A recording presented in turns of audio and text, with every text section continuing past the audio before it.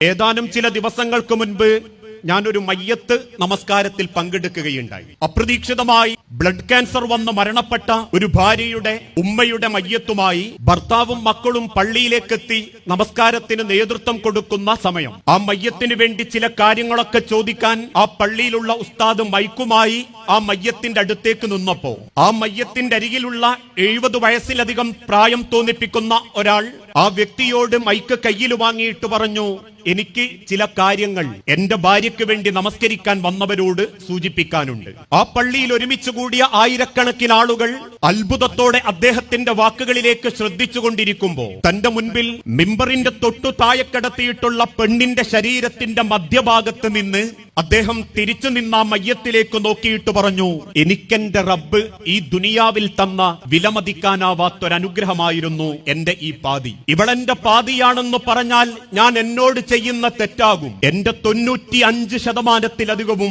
എന്റെ പാതിയായിരുന്നു, എന്റെ പെണ്ണായിരുന്നു. എന്നിട്ട് അദ്ദേഹം കണ്ണുനീരോടെ വിതുമ്പിക്കൊണ്ട് പറഞ്ഞു, എന്റെ ഭാര്യ ആരോടെങ്കിലും പണം വാങ്ങിയിട്ടുണ്ടെങ്കിൽ, അവൾക്ക് എന്തെങ്കിലും ബാധ്യതകൾ ഉണ്ടെങ്കിൽ അത് അവൾക്ക് വേണ്ടിയാവില്ല, എനിക്ക് വേണ്ടിയിട്ടാവും. അതുകൊണ്ട് എന്തെങ്കിലും ബാധ്യതകൾ ഉണ്ടെങ്കിൽ നിങ്ങൾ എന്റെ അരികിൽ വരണം. പിന്നീട് അദ്ദേഹം വീണ്ടും സങ്കടത്തോടെ പറഞ്ഞു, ആരോടെങ്കിലും എന്റെ ഭാര്യ മുഖം കറുത്തിട്ടോ നിങ്ങൾക്ക് ഇഷ്ടപ്പെടാത്ത വല്ലതും സംസാരിച്ചിട്ടുണ്ടെങ്കിൽ ഞാൻ ഉറപ്പിച്ചു പറയുന്നു, അതും എനിക്ക് വേണ്ടിയിട്ടാവും. എന്റെ അഭിമാനം നഷ്ടപ്പെട്ടു പോകാതിരിക്കാനും ഞാൻ ഒരാളുടെ മുൻപിലും അപമാനിക്കപ്പെടാതിരിക്കാനും എന്നെ സംരക്ഷിക്കാൻ വേണ്ടിയിട്ടല്ലാതെ ഒരാളോട് പോലും എന്റെ പെണ്ണ് മുഖം കറുത്ത് സംസാരിക്കുന്നത് ഈ ആയുസിന്റെ ഇടക്ക് ഞാൻ കണ്ടിട്ടില്ല. എന്റെ ഭാര്യയ്ക്ക് അസുഖമാണെന്നറിയുന്ന നിമിഷം മുതൽ ഈ മരിക്കുന്ന ഇന്നലെ വൈകുന്നേരം വരെ ഞാൻ എന്റെ ഓരോ ഭക്തിനും എന്റെ റബ്ബിന്റെ നേരെ പ്രാർത്ഥിച്ചൊരു പ്രാർത്ഥന, റബ്ബേ, അവളെ നീ കൊണ്ടുപോകുന്നതിൽ എനിക്ക് സന്തോഷമേയുള്ളൂ. പക്ഷേ എന്നെ കൊണ്ടുപോയിട്ടാണ് അവളെ നീ കൊണ്ടുപോയിരുന്നതെങ്കിൽ എനിക്കതൊന്നും കൂടി സന്തോഷമാകുമായിരുന്നു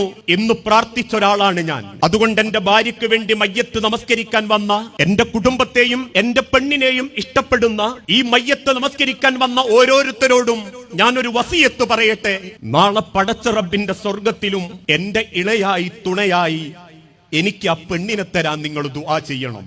സ്വന്തം ഭാര്യയെ മനസ്സിലാലോചിച്ച് ഓരോരുത്തരും ആ മയ്യത്ത് നമസ്കാരത്തിനിടയിൽ നിന്ന് കണ്ണുനീര് തുടയ്ക്കുന്നത് കണ്ടിട്ടുണ്ടെങ്കിലും പ്രിയപ്പെട്ടവരെ, നമ്മളിൽ എത്ര പേർക്ക് അത് പറയാൻ സാധിക്കും?